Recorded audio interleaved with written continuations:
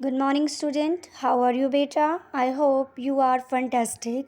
बेटा, कल हमने सामाजिक और राजनीतिक जीवन बुक्स का फर्स्ट चैप्टर विविधता की समझ को रीड किया और इसमें हमने जाना कि भारत एक ऐसा देश है जहाँ अनेकता होते हुए भी सब एक हैं। मतलब कि भारत में विभिन्न त्यौहार मनाए जाते हैं, विभिन्न धर्मों के लोग रहते हैं, विभिन्न जातियों के लोग रहते हैं, विभिन्न भाषाओं के लोग रहते हैं, लेकिन सब एक दूसरे से मिलकर रहते हैं। आपस में एक भाईचारा है और इसीलिए कहते हैं कि भारत एक ऐसा देश है जहाँ विविधता देखने को मिलती है, यानी कि सब कुछ अलग अलग होने के बावजूद भी भारत के लोग एक दूसरे से जुड़े हुए हैं। हाँ जी बेटा, आज हमने स्टार्ट करना है दोस्ती करना। हाँ जी, इसमें बताया गया है कि किस तरह एक व्यक्ति, एक जो छात्र है वो दूसरी जाति से है, दूसरा अलग जाति से है, फिर भी दोनों किस तरह दोस्त बन गए। इसमें एक कहानी दर्शाई गई है छोटी सी, जो मैं आपको बताना चाहूँगी बेटा। दोस्ती करना, कई बार ऐसे इंसान से दोस्ती करना आपके लिए आसान होगा जो आपसे बहुत भिन्न हो। भिन्न क्या होता है बेटा?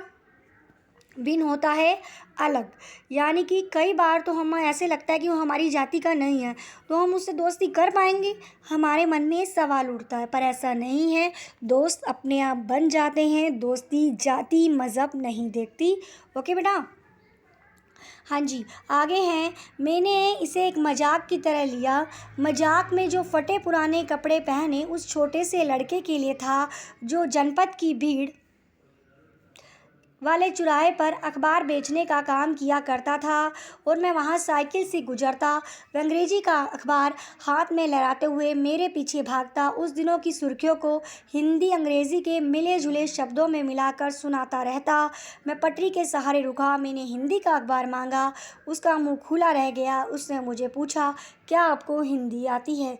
इसमें एक लड़का है, वो साइकिल पर जा रहा है, तो वो देख रहा है कि गरीब सा लड़का छोटा सा लाल बत्ती चौक पर यहाँ पर खड़ा है और उसके हाथ में अखबारें हैं और वो आवाज़ लगा रहा है कि अखबार ले लो। तो मैंने उससे पूछा, क्या आपके पास हिंदी की अखबार है? तो उसने मुझसे पूछा, क्या आपको हिंदी आती है? मैंने अखबार के पैसे देते हुए कहा, क्यों, तुमने क्या सोचा?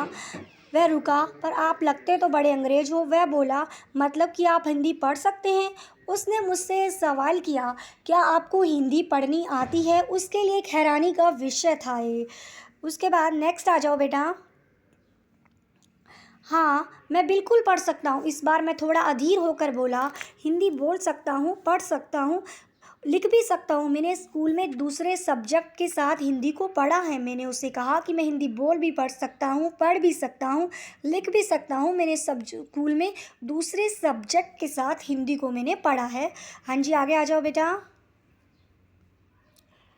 हाँ जी, उस लड़के ने पूछा सब्जेक्ट। वो हैरान हो गया। उसे लगा कि सब्जेक्ट क्या है। सब्जेक्ट, उसने पूछा। अब तो कभी स्कूल नहीं गया, उसको मैं क्या समझाता सब्जेक्ट क्या होता है। वह कुछ होता होगा। मैंने शुरू किया, तभी बत्तियाँ यानी कि ग्रीन लाइट हो गई और सब ट्रैफिक आगे बढ़ने लगा। यानी कि वो लड़का मुझे हैरानी से पूछ रहा था कि सब्जेक्ट, क्योंकि वो कभी स्कूल नहीं गया बेटा, तो उसके मन में सवाल था कि सब्जेक्ट होते क्या हैं। और इसीलिए, और मैं उसको उसका आंसर दे पाता कि वो जो पहले वाला लड़का है जो साइकिल पर है वो जवाब दे रहा है। तो इतने में जो है हरी लाइट यानी कि ग्रीन लाइट तुम बोलते हो वो ऑन हो गई और चलने लगी। हाँ जी, आगे पढ़ेंगे बेटा। अगले दिन वह मेरी तरफ आ रहा था। मैं मुस्कुरा दिया।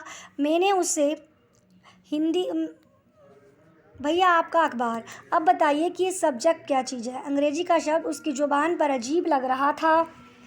अंग्रेजी का शब्द उसकी ज़ुबान पर अजीब लग रहा था, मानो अंग्रेजी में सब्जेक्ट शब्द का दूसरा अर्थ प्रज्ञा हो या प्रजा हो। इस अर्थ में मैं प्रयोग कर रहा था। यानी कि यानी कि उसने मुझे अखबार दी और मुझसे पूछा, भैया ये सब्जेक्ट क्या होता है?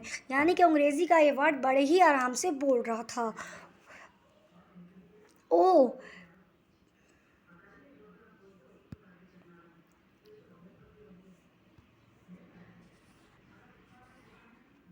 ओह! ये सब पढ़ाई-लिखाई से संबंधित है, मैंने कहा। चूँकि वो बत्ती लाल हो गई सो मैंने पूछ लिया, तुम कभी स्कूल गए हो?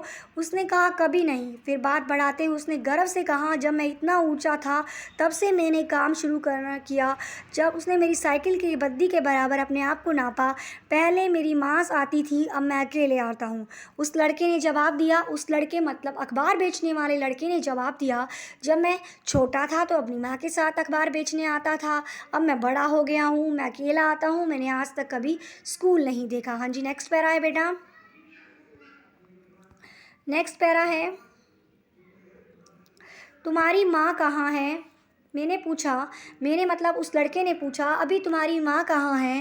पर तब बत्ती हरी हो गई और वो चल पड़ा। पीछे से चिल्लाते हुए मैंने सुना, वे मेरठ में हैं, और बाकी ट्रैफिक में शोरगुल हो गया। यानी कि जब वो जवाब देने लगता तो ट्रैफिक शुरू हो चुका था। इतना ही सुना गया कि वो मेरठ में उसकी माँ रहती है। अगले दिन, अगला पैरा है बेटा,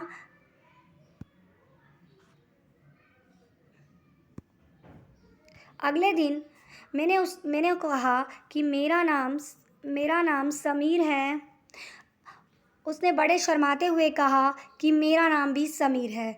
यानी कि पहले वाला जो अखबार लेने वाला है उसका नाम भी समीर है, और अखबार बेचने वाला है उसका नाम भी समीर है। यानी कि दो नाम के सेम व्यक्ति हुए। समीर वन जो पढ़ा लिखा है, हिंदी भाषा जानता है, और दूसरा समीर दो जो आज तक कभी स्कूल नहीं गया और वो अखबार बेचने का कार्य करता है। उसका नाम सुनकर उसका नाम सुनकर मेरी साइकिल डगमगाई। मेरा नाम भी समीर था और उसकी आंखों में एकदम चमक उठी। तुम्हें पता है समीर का अर्थ क्या होता है? हवा, पवन। और पवन पुत्र कौन है जानते हो ना? हनुमान। जब मैंने उसका नाम सुना समीर तो मेरी आंखें डगमगा गई और मैंने उससे कहा, तुम्हें पता है कि समीर क्या होता है बेटा? समीर का अर्थ होता है पवन, हवा। और पवन कौन है? पवन पुत्र हनुमान। ठीक है, तो आप समीर एक और समीर दो, आपने समीर एक और समीर दो के बारे में ठीक पढ़ लिया। दोनों ने अपना हाथ मिलाया, समीर और एक और दो ने। यानी कि उसका छोटा सा हाथ मेरे नन्ही चिड़िया की तरह मेरे हाथ में समा गया। मैं साइकिल चलाकर आगे बढ़ चुका। अगले दिन वही गर्मराहट महसूस कर रहा था। गर्मराहट होती है गर्मजोशी, यानी कि उससे गर्माहट क्या होती है बेटा? गर्मजोशी, मतलब कि खुशी हुई। यानी कि वो मुझे कल मिला, उसने मेरा अपना नाम समीर बताया, मैंने भी अपना नाम समीर बताया, और अगले दिन हम जब दोनों समीर मिले तो हमारे बीच गर्माहट हुई, मतलब कि खुशी हुई देखकर, एक दूसरे को देखकर बहुत ज़्यादा हम खुश हुए। अगले दिन चेहरे पर वही चिरस्मृत मुस्कान नहीं थी। अगले दिन उसके चेहरे पर वो खुशी नहीं थी जो होनी चाहिए थी। उसने बोला, मेरठ में बड़ी गड़बड़ हुई, बड़े दंगे में बहुत लोग मारे गए। मैंने अखबार की सुर्खियों की तरफ देखा, बड़े बड़े अक्षरों में लिखा था सांप्रदायिक दंगे। हाँ जी बेटा, इस सांप्रदायिक दंगे क्या होते हैं?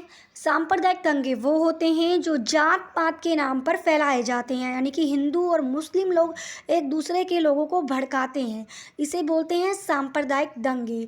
और दूसरे समीर ने कहा, जो अखबार बेचने का काम करता है, मैं मुस्लिम समीर हूँ और मेरे लोग मेरठ में हैं। उसकी आंखें भर आई। मैंने उसके कंधे पर हाथ रखा, उसने नज़र ऊपर नहीं उठाई।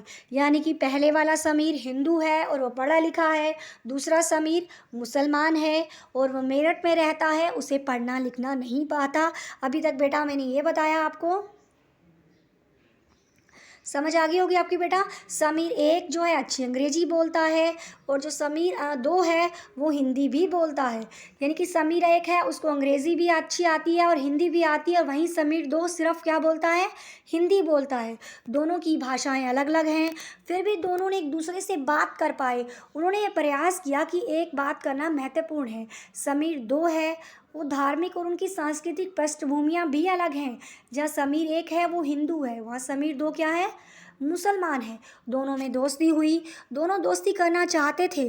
उनका खान पान अलग है, उनका पहनावा अलग है, उनका धर्म अलग है, उनकी भाषा अलग है। ये विभिन्नताएं विविधता की पहलू हैं। ये विभिन्नताएं विविधता की पहलू हैं। उनकी विविध धार्मिक और सांस्कृतिक पृष्ठभूमियों के अलावा समीर एक और समीर दो अन्य कई मामलों में भी अलग दिखाई देते हैं। समीर जो एक है उसने स्कूल में पढ़ाई की थी, जबकि दोस्त कुमिर क्या करता है, अखबार बेचने का काम करता है। समझ आ गई बेटा। समीर 2 को स्कूल जाने का मौका नहीं मिला। अपने इलाके में कई लोगों को देखा जो आपने अपने इलाके में कई लोगों को देखा होगा जो गरीब है, जिनकी भोजन, घर और कपड़े की ज़रूरतें भी पूरी नहीं हो जाती। पति फ़र्क अलग है। इसके बारे में हमने पहले पढ़ा है। विविधता का रूप नहीं बल्कि गैर बराबरी का रूप है। गैर बराबरी क्या होती है बेटा? गैर बराबरी मतलब अमीरी और गरीबी का फ़र्क। कई लोग इतने गरीब हैं कि उनके पास खाने के लिए भरपेट भोजन नहीं है, और कई लोग ऐसे हैं जिनके पास पैसे की कोई कमी नहीं है। हाँ जी। इसलिए गरीब और अमीर विविधता का रूप नहीं है, लोगों के बीच असमानता यानी गैर बराबरी है। जाति व्यवस्था असमानता का ही एक उदाहरण है। इस व्यवस्था में समाज को अलग अलग समूहों में बांटा गया है। इस बंटवारे का आधार लोग किस तरह काम करते हैं, किस जाति में पैदा हुए हैं, उसे नहीं बदल सकते। उदाहरण के लिए, आप कुम्हार के घर पैदा हुए तो आपकी जाति कुम्हार होगी, तो आप वही बन जाती है। कोई व्यक्ति जाति से जुड़ा अपना पेशा नहीं बदल सकता, इसलिए उस ज्ञान के अलावा किसी अन्य ज्ञान को हासिल करना ज़रूरी नहीं समझा जाता। इस गैर बराबरी पैदा हुई। आप इस पाठ में आगे पढ़ेंगे। बेटा, अब तक आपको ये बताया गया है कि समीर 1 हैं और समीर 2, यानी कि 2 व्यक्ति हैं, अलग अलग भाषा, अलग अलग धर्म को मानते हैं, फिर भी दोनों में दोस्ती होती है। ये बताया गया कि दोस्ती कोई भी जाति, मज़हब और धर्म नहीं देखती। दूसरा, ये बताने की कोशिश की गई है कि इंसान कितना भी बड़ा हो जाए, उसकी जाति उससे हमेशा जुड़ी रहती है। फॉर एग्ज़ाम्पल, एक बच्चा जब कुम्हार के घर पैदा हुआ, चाहे वो IAS अधिकारी बन गया है, लेकिन उसकी जाति क्या कहलाएगी? कुम्हार कहलाएगी।